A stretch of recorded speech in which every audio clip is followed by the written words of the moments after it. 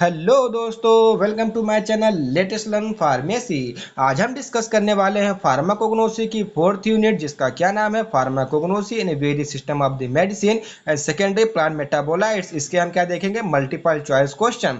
तो first part हमारा जो होगा वो मेडिसिन के ऊपर होगा और सेकंड पार्ट हमारा सेकेंडरी प्लांट मेटाबोलाइट्स के ऊपर होगा। तो जो पहला हमारा क्वेश्चन का है, in the following option which are crude drugs, मतलब इन ऑप्शन में से कौन कौन से ऐसे ड्रग्स हैं जो कि क्रूड ड्रग्स के अंतर्गत आती हैं। Plants drug, animal drug, marines drug and micro organism drug. तो ये सारे हमारे क्या होते हैं, क्रूड ड्रग के सोर्स होते हैं। आपको इस क्वेश्चन को ऐसे भी घुमा सकता है कि जो सोर्स होते हैं क्रूड ड्रग्स के सोर्स होते हैं वो कौन कौन से हैं। तो ये चारों जो है वो हमारे सोर्स होते हैं क्रूड ड्रग्स के। तो यहाँ पर ऑल ऑफ द अबव आपका ऑप्शन सही हो जाएगा। मोर एक्सप्लेनेशन के लिए आप जाके वीडियो लेक्चर देख सकते हैं। उसके बाद क्या है, who is the father of the medicine, मतलब जो मेडिसिन है उसके फादर किसको कहा जाता है। ये हमारा मेडिसिनल केमिस्ट्री में भी आया, फार्माकोलॉजी में भी आया, अब फार्माकोग्नोसी में भी आया। तो जो हमारे मेडिसिन के पिता हैं उनको बोलते हैं हिप्पोक्रेटस। तो यहाँ पे आपका क्या जाएगा, हिप्पोक्रेटस। और अगर बोला जाए कि फादर ऑफ द फार्माकोग्नोसी, अगर फार्माकोग्नोसी के फादर पूछा जाता है तो क्या बोलेंगे आप, डायोस्कोरिड्स बोलेंगे। और वहीं अगर आपसे पूछा जाता है कि फादर ऑफ द जूलॉजी, तो Aristotle. Father of the plant, मतलब जो हमारी बॉटनी होती है, तो वहां पे आपका थियोफ्रेस्टस हो जाएंगे। नेक्स्ट क्वेश्चन क्या है, the development of the pharmacognosy, modern pharmacognosy took place in the period of, मतलब जैसे हमारी पहले फार्माकोग्नोसी थी वो हमारा उतना ज्यादा डेवलपमेंट नहीं थी, ठीक है, डेवलपमेंट थी लेकिन वो थोड़ी मॉडर्न नहीं थी। तो जो मॉडर्न फार्माकोग्नोसी आई वो किस पीरियड में आई, 1800 से 1815 में। ये तो हमारा जो हमारा फार्माकोग्नोसी का जो एंशियंट टाइम था उसके करीब में हो गया। तो इसका मतलब 1800 में हमारा नहीं होगा। तो इसका मतलब हमारा जो मॉडर्न टाइम हो जाएगा 1934 से 1960। तो आपका ये वाला ऑप्शन सही हो जाएगा।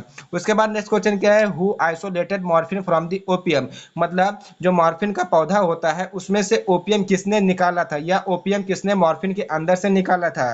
पेलेटियर ने, सर्टनर ने, मेजर ने या रायमान ने। तो इसको निकाला था सर्टनर ने। तो ये ऑप्शन आपका सही हो जाएगा, सर्टनर। तो सारे क्वेश्चन आप बहुत ध्यान से देखते चलिएगा, क्योंकि यहाँ पर हमने पूरा सिलेबस कवर अप किया हुआ है और कॉम्पिटिटिव बुक के एग्जाम का भी सहायता ली हुई है, जिससे कि आपको ऐसे सारे क्वेश्चन मिल सके। उसके बाद आता है, what do you mean by allopathy, मतलब जो एलोपैथ होता है उसका मतलब क्या होता है। सिमिलर टू डिजीज, मतलब डिजीज के सिमिलर होना। अदर देन डिसऑर्डर, डिसऑर्डर तो नहीं होगा क्योंकि एलोपैथिक जो होता है वो डिजीज के ऊपर ज्यादा काम करता है, डिसऑर्डर के ऊपर कम। तो सबसे पहले हमको देख लेना है कि इसमें डिजीज के दो ऑप्शन है, पहला और थर्ड। तो पहला तो हमारा सिमिलर टू डिजीज होगा नहीं, और जो हमारा थर्ड है अदर देन डिजीज, ये ऑप्शन आपका सही हो जाएगा। उसके बाद जो नेक्स्ट क्वेश्चन क्या हमारा, the term allopathy was given by, मतलब जो एलोपैथी का टर्म दिया गया, जैसे किसी ना किसी हर कोई टर्म देता है, जैसे आयुर्वेदा का भी टर्म दिया गया, यूनानी को भी टर्म दिया गया। तो उसी प्रकार से जो एलोपैथिक का नाम पड़ा वो किसने दिया, जो एलोपैथ का शब्द सबसे पहले उच्चारण किए थे उनका क्या नाम था।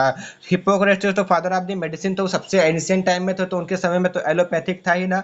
ना तो थियोफ्रेस्टन में, इंगोल्ड के समय में था, लेकिन ये हमारे केमी, मतलब ये हमारे क्या थे, फार्मासिस्ट नहीं थे और ना ही हमारे मेडिकल साइंस से रिलेटेड थे। ये ऑर्गेनिक केमिस्ट्री के थे, जिन्होंने क्या किया था, रेसमिक मिक्सचर और हमारे जो डीएल कॉन्फ़िगरेशन, आरएस कॉन्फ़िगरेशन, उसका सिद्धांत दिया था। तो यहाँ पर बचता है सैमुअल हार्टमैन। तो ये आपके ऑप्शन यहाँ पे सही हो जाएंगे। उसके बाद नेक्स्ट क्वेश्चन क्या है, which option is incorrect for the traditional system of the medicine, मतलब यहाँ पे कुछ ऑप्शन दिए गए हैं, उसमें से आपको ये देखना है कि ट्रेडिशनल सिस्टम के मेडिसिन के आधार पर कौन सा ऑप्शन करेक्ट है। तो सबसे पहले क्या है, टीएसएम, मतलब traditional system of the medicine is the modern system of the medicine. ये बात बिल्कुल गलत है, क्योंकि ये सबसे हमारी प्राचीनतम संस्कृत से उठाया गया है। ट्रेडिशनल सिस्टम, चाहे वो चाइनीज सिस्टम हो, चाहे यूनानी हो, चाहे होम्योपैथिक हो, चाहे आयुर्वेदिक हो, चाहे सिद्धा हो, ये सब हमारे क्या है, एंशिएंट टाइम के हैं। तो ये हमारा ये ऑप्शन तो पहली बात गलत हो जाएगा। Only plants are use for the treatment, केवल प्लांट्स का यूज किया जाता है, गलत है, क्योंकि जो हमारे हमारे क्या होते हैं, एनिमल्स होते हैं, जैसे सिलैग निकलता है, ठीक है, ये सब हमारे किस में ट्रीटमेंट में यूज करते हैं। तो ये भी ऑप्शन यहाँ पे गलत हो जाता है।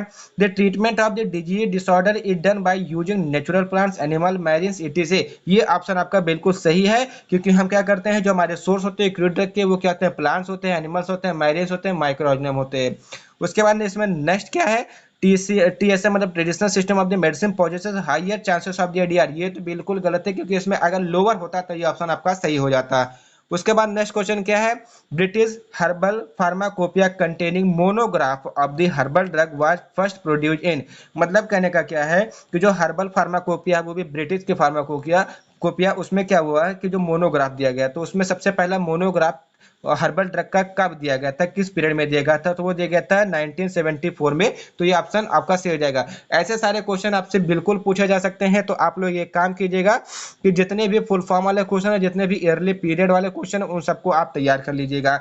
उसके बाद क्या, what do you mean by Ayurveda, मतलब आप आयुर्वेदा से क्या समझते हैं, मतलब जो आयुर्वेदा का एक्चुअल अर्थ होता है वो क्या होता है। अगर इस आयुर्वेदा के बारे में आपको और जानकारी चाहिए तो आप जाके वीडियो लेक्चर देख लीजिए, उसके बाद यहाँ पर आप एमसीक्यू को सॉल्व कर सकते हैं।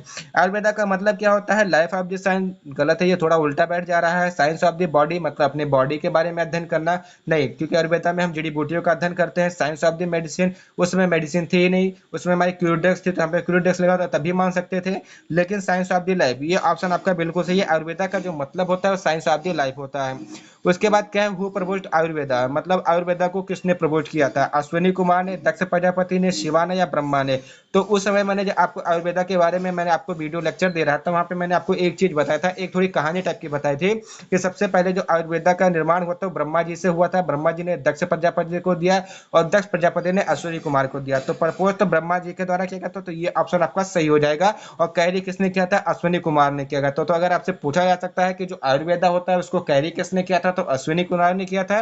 नेक्स्ट क्वेश्चन क्या है, पंचभूता एंड त्रिदोषा रिलेटेड टू, मतलब जो पंचभूता मतलब जो पंचभूत हमारे बॉडी जिससे मिलकर बनी हुई होती है, जिसमें अग्नि होता है, वायु होता है, जल होता है, आकाश होता है, ठीक है। और त्रिदोषा मतलब वत्ता पिता कफा, किससे रिलेट करता है, एलोपैथिक से, यूनानी से, सिद्धा से, आयुर्वेदा से। तो यहाँ पर आपको दो चीज होगी, पंचभूता त्रिदोषा सिद्धा में भी होता है, लेकिन वहां पे थोड़ा डिफरेंट होता है। क्यों, जैसे वहां पे त्रिदोषा में आयुर्वेदा में होता है वता पिता कफा, उसी प्रकार से सिद्धा में होता है वतम पितम कफम। तो जो हमारा पंचभूता त्रिदोषा रिलेटेड करता है हमारा आयुर्वेद से, तो ये ऑप्शन आपका सही हो जाएगा। उसके बाद जो नेक्स्ट क्वेश्चन क्या है, अकॉर्डिंग टू द आयुर्वेदा, मतलब आयुर्वेद के आधार पे पिता इज, मतलब जो बाइल होता है रिस्पॉन्सिबल फॉर दिस। देखिए मैंने यहाँ पे बाइल लिख दिया, लेकिन आपको बाइल लिखा नहीं मिल सकता है कहीं भी, तो आपको पिता का मतलब बाइल समझ लेना। बाइल का मतलब क्या होता है, जो हमारी लीवर से सीक्रेट आउट होता है, हमारे डाइजेशन मेटाबॉलिक एक्टिविटी को वो क्या करता है, कंट्रोल करता है। तो आपको सीधा मतलब इसका आंसर देखने को मिल जाएगा।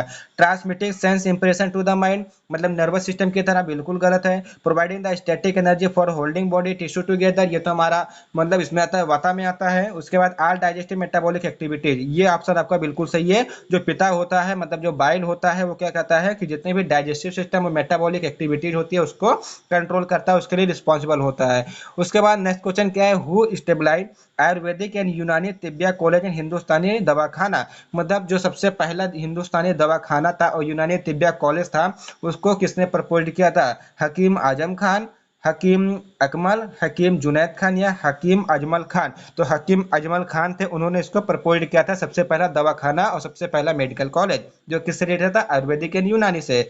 उसके बाद नेक्स्ट क्वेश्चन क्या है, principle of the Hippocrates theory इन यूनानी सिस्टम, मतलब कहने का क्या है कि जो यूनानी सिस्टम में हिप्पोक्रेटिस थ्योरी है उसके प्रिंसिपल कौन कौन से हैं, दम, बलगम, शफरा, शौदा या अलाब्दे अबव। तो ये सारे जो है शौदा, शफरा, बलगम, दम, ये कि हमारे यूनानी सिस्टम के जो हमारे हिप्पोक्रेटिस की थ्योरी दी गई थी इन्हीं के आधार पर दी गई थी। तो इसका मतलब ये ऑप्शन आपका बिल्कुल अलाब्दे अबव सही हो जाता है।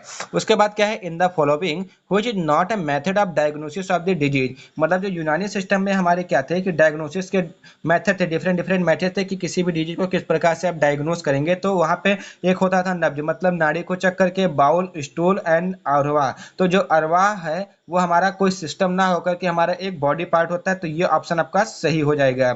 उसके बाद हमारा क्या है, सिद्धा सिस्टम रिलेटेड टू, मतलब कहने का क्या है, जो सिद्धा सिस्टम होता है वो किससे रिलेट करता है, मोहनजोदारो से, हड़प्पा से, इजिप्ट से, इजिप्ट का मतलब मिस्र से, या ए एंड सी से।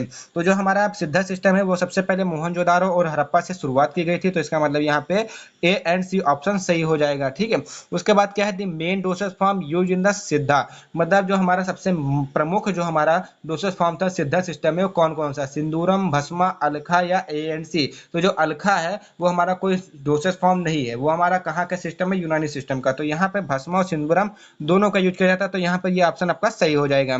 उसके बाद नेक्स्ट क्वेश्चन क्या है, who find homeopathic system in 1755 to 1843, मतलब किसने होम्योपैथिक सिस्टम को फाइंड आउट किया। इबासीना तो हमारी यूनानी से आते हैं, क्रिश्चियन फ्रेडरिक, फ्लेमिंग एंड नॉनादिव। तो जो क्रिश्चियन फ्रेडरिक थे उन्होंने क्या किया था, जो होम्योपैथी थी, जर्मन के हमारे क्या थे, केमिस्ट और साइंटिस्ट थे, उन्होंने होम्योपैथिक सिस्टम के बारे में बताया था। उसके बाद इसमें हमारे दो क्वेश्चन और बचते हैं, तो उसके बाद हम आते हैं introduction to secondary plant metabolites के बारे में। तो सब पहला क्वेश्चन क्या है हमारा, 19वां क्वेश्चन क्या है, होम्योपैथिक सिस्टम प्रिंसिपल एक्सपेक्ट, मतलब जो होम्योपैथिक का सिस्टम है, प्रिंसिपल है, वो किस पे आधारित नहीं है। Law of simplex, law of minimum dose, law of similia and law of the chemical dilution. तो जो हमारा होम्योपैथिक का सिस्टम है वो इस पे आधारित नहीं है, law of the chemical dilution. उसके बाद यिन यांग थ्योरी बेस्ड ऑन दी, मतलब जो यिन यांग से आप सीधा समझिए कि चाइनीज, तो मतलब से मतलब टिंग टोंग पिंग पोंग जो भी होगा वो चाइनीज से रिलेटेड होगा। तो ये हमारा क्या हो जाएगा, थर्ड हमारा ऑप्शन सही हो जाएगा।